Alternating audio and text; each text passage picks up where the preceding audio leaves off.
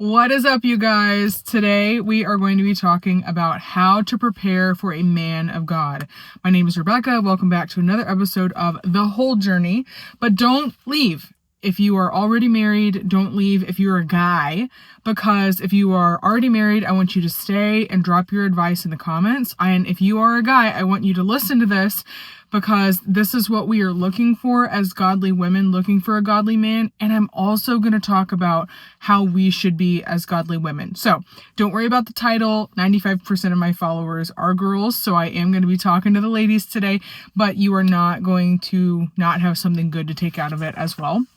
So I have always joked about writing a book called How Not to Date.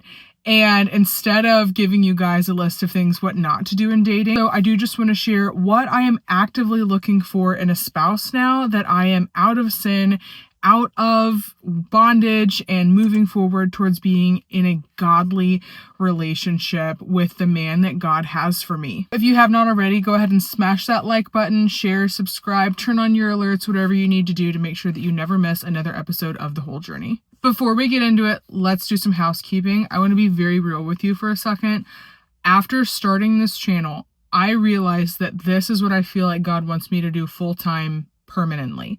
So I had pursued things before that I thought was God and was not, and God's hand is like so totally on this. My heart just explodes every time I get to meet you guys and talk to you all and be able to share what God is doing, and even being able to see testimonies of people just watching the channel is so encouraging. And so if you are interested in supporting this moving forward into me being able to do this full time, liking, subscribing, sharing, all of that is great. I have stickers that you can buy. I don't make any money off of them. They're strictly just for you guys to be able to advertise the channel. They are going to be linked in the comments below, but also I will add a picture here. They're super cute. Mine come in next week. And Eileen Messmer, she follows me here and on Substack. She actually bought the first one. Eileen, I cried when she did that. I want to do this full time. I want to write books. I want to do conferences. I want to do meet and greets. I want to make tools and resources. And if I could summarize up in just a short sentence what I want this channel to do, I want to be a resource for God to be able to share that there is life on the other side of trauma, life on the other side of sin.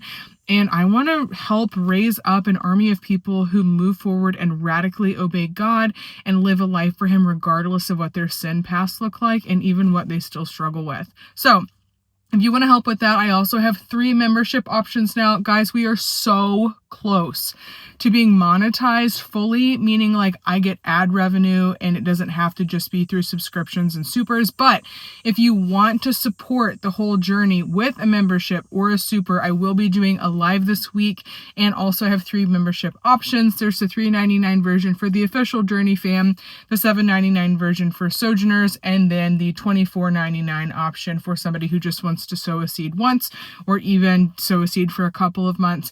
But yeah, that is how you can support right now. And as always, even just you watching is more than I could ever ask for.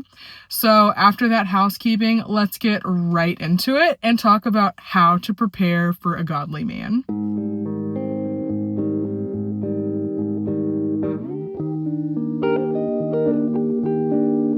Like I said, this is called balanced living, not perfect living, okay? The only perfect one was Jesus. All right, let me start off by saying I did not know that this point of view was such a hot take until I got some hate comments for saying it in a previous video. I firmly believe, and this is my belief and I'll explain why, that God wants input on who we marry. And I understand that we can make our own choices and can make wise decisions and can do that with the help of God. But I firmly believe that God will bring us a spouse or will bring us to our spouse if we want Him to do that. If we want to submit that to Him. And I think the reason why I believe that so strongly is because God knows our future. And He knows what we need in a spouse, and He knows what we're going to go through, and whether or not somebody's going to be an okay fit for that or not. I'm going to give you my list of what I used to want in a spouse. And I used to literally pray for this all the time. I wanted a blue collar country man, thick beard, like strong, fishing, hunting, killing animals man that would provide for my family and allow me to be a stay-at-home wife or to own a business or whatever. And as I have figured out more of what God has called me to be and to do with my life, that lifestyle and a man that would want that would not want me. And I'm saying that not to be like, oh, being a content creator is crazy and it's gonna blah, blah, blah. Like I want to do big things with this channel. I want to travel. I want to do conferences. I want to be on social media. And there are going to be a lot of men out there that look at me and they say, oh, I like you, but I don't want that. And God knows what your calling is. God knows what you've been called to do. God knows what your spouse has been called to do. I am not equipped to be able to support some type of men with their calling because that's just not who I am. If somebody wanted me to be a stay-at-home wife and to do nothing except for raise babies, I would really struggle. I have a burden of wanting to be able to teach and share the gospel with people. I'm kind of an evangelist at heart. And if I was trapped at home with babies, I'd really struggle. So I did not realize that was a hot take, but I am speaking on this topic from the perspective that we not only need to be wise in who we are pursuing, but we also need to prepare ourselves, but also we need to literally surrender all of this to God. So if you don't believe that, and you believe that we can just make our own wise choices and that we just kind of happen upon our spouses, like that's super cool and that's completely fine, but I want you to know my perspective before you finish watching this video, okay? So the first thing we're going to talk about is what are the characteristics of a godly man? And like I said earlier in the video, my list of what I was looking for in a spouse has changed drastically. And at the end of June, God said, I want you to give me your list on what you think you want. And I want you to receive a list from me on what you are looking for in a spouse. So God used Ephesians 5:25 through 33 for my list, quote unquote, of things that I'm looking for in a spouse. And I'm also going to expound on that. So when you read Ephesians 5:25 through 33, it says, husbands, love your wives just as Christ loved the church and gave himself up for her to make her holy, cleansing her by washing her with the water of the word, present her to himself as a radiant church without stain or wrinkle or any other blemish, but holy and blameless. In the same way, husbands ought to love their wives as their own bodies. He who loves his wife loves himself. After all, no one ever hated their own body, but they feed and care for their body just as Christ does the church. For we are members of his body. For this reason, a man will leave his father and mother and be united to his wife, and the two will become one flesh. This is a profound mystery. I am talking about Christ and the church. However, each of you must also love his wife as he loves himself, and the wife must respect her husband. So I can summarize all of what I'm looking for in a man by just that first sentence. Husbands, love your wives just as Christ loved the church. That means that my goal for a spouse, my goal for a husband, is to find a man that is so actively pursuing being more like Christ that he will love me like Christ loves me. And I'm going to give you a list of things that God was highlighting this morning when I was asking God, like, how do you love me that needs to be reflected in a spouse as well? So he speaks life with his words, even when I am wrong or needing to be corrected. There are going to be times where I believe something strongly that my husband, who is the head of the household, will not agree with me, and I don't want him to be mean or to berate or to degrade me. I want him to speak to me with kindness because that's what Jesus does. He speaks to me with kindness even when I'm very wrong. He's going to pursue what is best for my mind, body, soul, and spirit. It says here that in the same way, husbands ought to love their wives as their own body, but they feed and take care of their body. So I want my husband to care for my mental health, my physical health, my spiritual health, my emotional health, and to prioritize what is best for all of me, what is best for all of our children, instead of just what is best for him. Like I've said in multiple videos, guys, there are things that feel good that are not good for us. So I want a man that is going to pursue what is actually good for all of me and not what is just pleasurable now. That's going to be leading the family in healthy habits, leading the family in healthy emotional habits, leading the family in compassion and communication, and also leading me in purity even when we are dating. I understand that everybody has struggles. I have had sex quite a bit. And I just want to let you guys know that after leaving that and fully surrendering to God my purity and understanding how important purity is, if a man came to me and wanted to pursue me, and I asked him what his boundaries were, and he said, what are your boundaries? I would be like, skirt, stop. I want to know that you have your own boundaries and purity that you will not compromise on, because every other guy that I've dated has said they had boundaries physically and then has pursued and pushed and pushed and pushed until I gave in and gave them what they wanted. And I am not going to do that again. I am not going to compromise my purity for pleasure. I am not going to make you feel good or make me feel good and cause our judgment to be blurred. Like, I want a man who will pursue purity up until the point of marriage and lead me in that and will not compromise in that. That is not something I will compromise on. So I want a man who speaks life over me, who knows the word, who is getting into the word, who knows how to speak truth, to be able to, lead and help me make decisions, help me, figure things out. I want a man who's repentant, not perfect.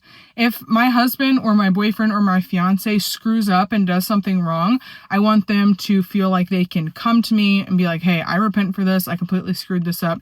My intention is to be more like Christ, and I am going to work on this. I'm not looking for a man that's perfect.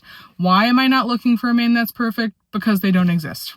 I'll be searching for the rest of my life. And I don't want to get married at 58, guys. I want to get married as soon as God says I can and brings my spouse.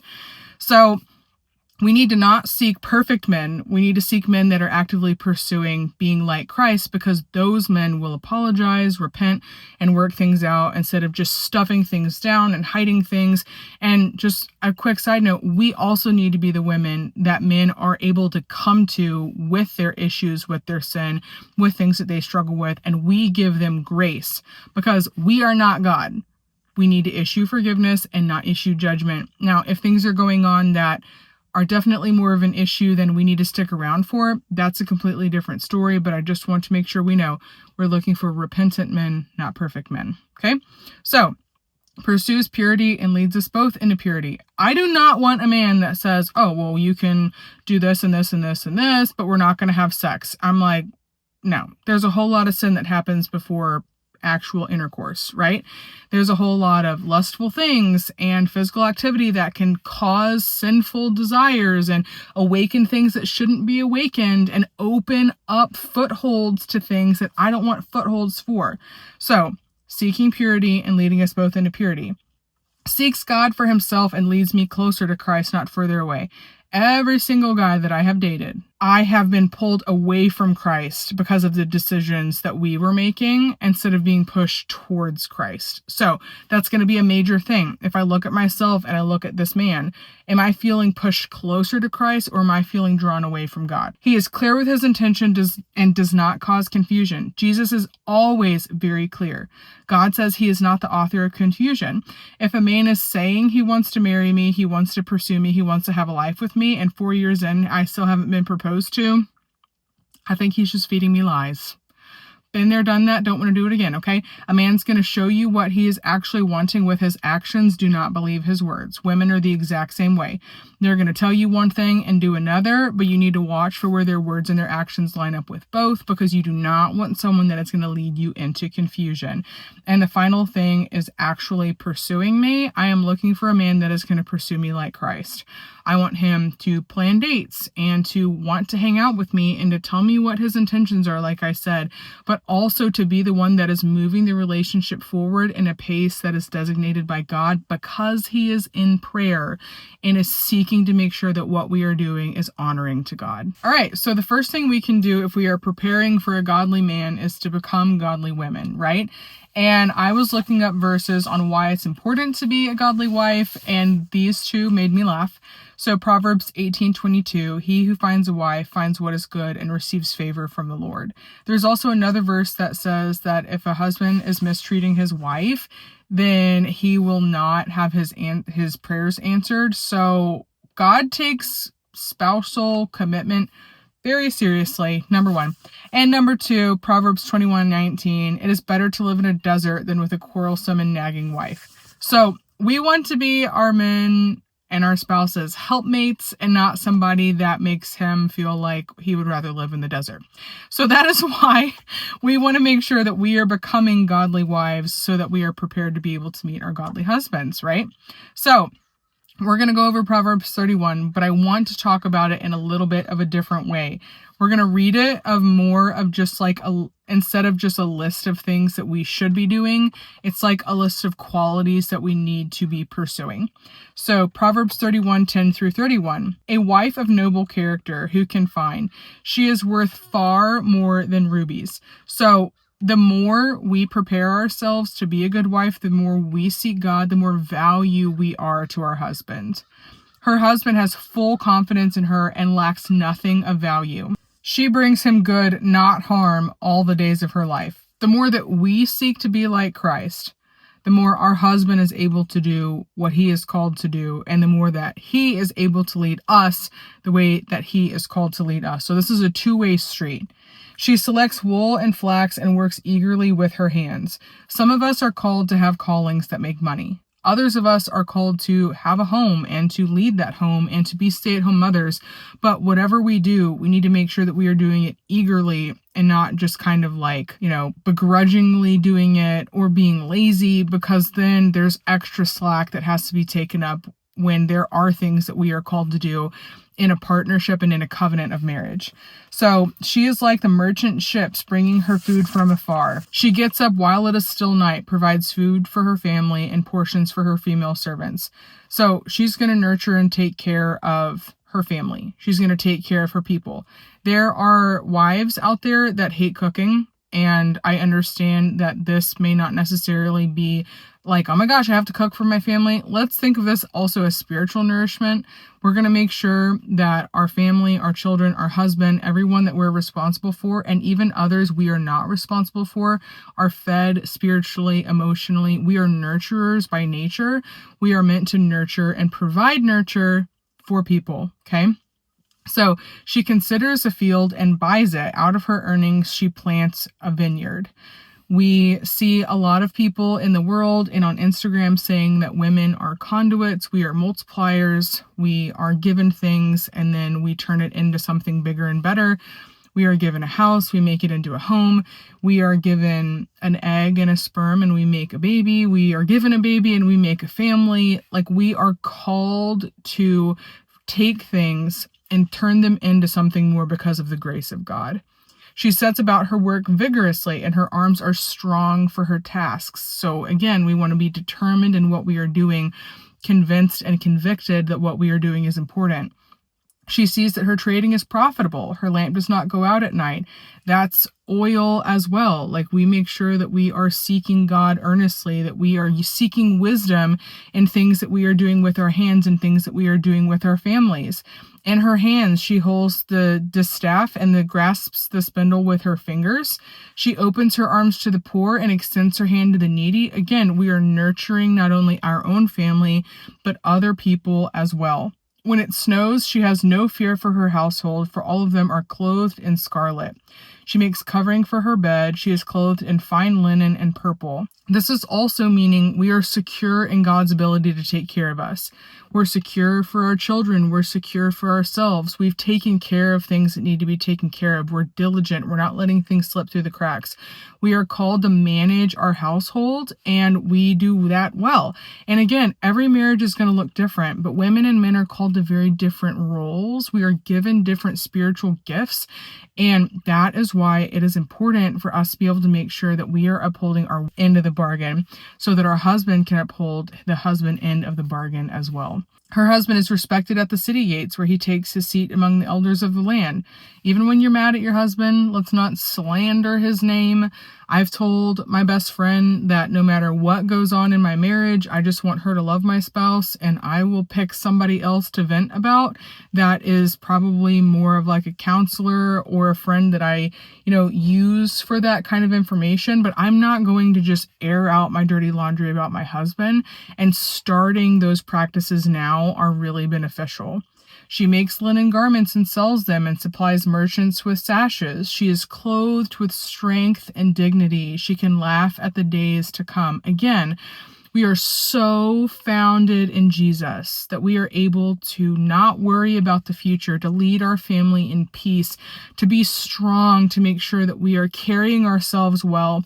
She speaks with wisdom, and faithful instruction is on her tongue. When our husbands or spouses bring us things, we give wise advice. We have full conversations with them. We help make decisions. We are not useless aspects in a household. We are just as important. We are just as important as they are, but we are in a partnership with them, in covenant with them. And we are making sure, again, that we are upholding our end of all of this. She watches over the affairs of her household and does not eat the bread of idleness. Her children arise and call her blessed, her husband also, and he praises her. Many women do noble things, but you surpass them all. Charm is deceptive and beauty is fleeting, but a woman who fears the Lord is to be praised. Honor her for all that her hands have done, and let her works bring her praise at the city gate. So that honestly is really encouraging to me. That when you look at that and you hear people say that God doesn't value women and that he doesn't love women as much as he loves men, and he favors men and gives men callings, you read that and you're like, no.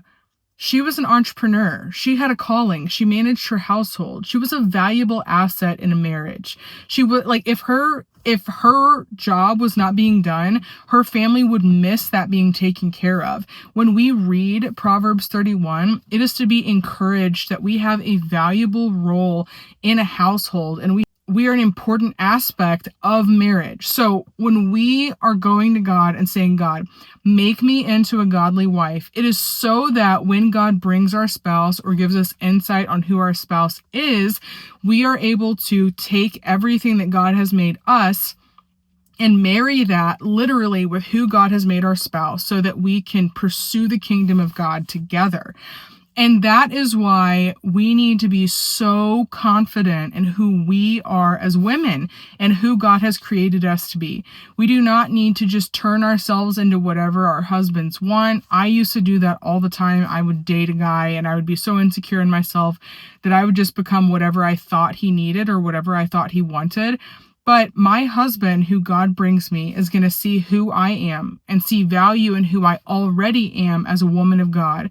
And his character and his desires and his calling is going to play in part with mine.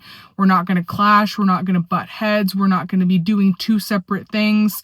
In the book, Single, Dating, Engaged, Married by Ben Stewart, he talks about how a godly marriage is founded on a lot of different things, but the dating and the figuring out if you guys are meant to be together part is so that you're not going to start off in Texas and one person's going to walk towards Florida and one person's going to walk towards California, and you're just going to be pulling each other in opposite directions.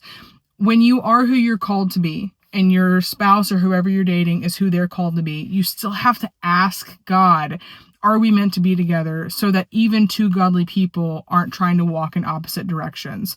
When you become married, when you are in covenant with somebody, you have to walk the same direction for the rest of your life. So somebody's got to give and take, somebody's got to release what they thought in one area, or you have to be so unified towards a purpose and a call that you're able to walk together towards all of this. I know that my calling is going to, like I said at the beginning of the video, turn some men off, and that's okay. Not everybody's going to want somebody that has a social presence, that wants to be a content creator. Not everybody's going to want a wife that's an evangelist and wants to write books and all of that kind of stuff, and that's totally fine. But I'm also not going to seek out a man with an arbitrary list and just pretend that everything's going to be okay just because he's a man of God. I am going to pray and ask God, is this somebody that will allow me to further invest myself in the kingdom instead of drawing me away from what you've called me to do? Am I equipped to be able to do what I need to do in order to support my husband's calling, what you have created and designed him to do? Is our union going to make us both better at what you've called us to do instead of taking away that? I do not want to ever step into a relationship again where instead of both of us 100% being able to be with God, we get together and we're only able to do 70% of what we were already doing. I want what we are doing separately to be multiplied when we come together. So that is what I'm seeking in a spouse. That is what I'm seeking in a husband, in a partner, in a father for my children. And I also want to point out that's why I'm focusing so much on being a good woman of God, because my spouse has a calling too. And I want to be able to make sure that I am everything that I need to be on my side of marriage and my side of the covenant for us to both be able to do what we are called to do by Christ. Okay, the final thing I want to talk about is how to practically find your spouse. Again, this is because I believe that God has somebody picked out for each of us if we want his advice. So what I did years ago is I asked God, what am I looking for in my spouse? And he gave me 2 or 3 prophetic words about my spouse that I have held on to and other people have confirmed for me. He also gave me the name of my spouse, but not like his name, like the name of somebody that he embodies. So like the character that he exudes. So I have held on to this name and the characteristics associated with this name and these specific prophetic words for years. And in the last 3 years, I have been able to say no immediately to several people because I know that they are not the man that God has given me in this list of things, right? Men, you can do the exact same thing. If you know that you are praying for a specific type of woman, if you know that God has promised you a specific type of marriage or somebody with a specific calling, it is because God promised those things that they are going to be done. It's not because you've just conjured up that desire. You go to God for a promise, you seek what he wants for you, and then you hold on to those things like nothing else can stop you from getting them, right? So first thing, get a promise from God. Ask him, who does my husband remind you of? Does he remind you of Joseph in the Bible? Does he remind you of King David? Like, whose character does he exude? Who does he represent? Who is he like? What am I looking for? And also, are there any specific things about my spouse that you already know that they are going to do that I need to hold on to and I need to look for so that I know that who you are bringing me is actually who you're bringing me and not a counterfeit or somebody that just looks like a really good option. So I wish you all luck. I want you to go ahead and share how long you've been waiting for your spouse in the comments.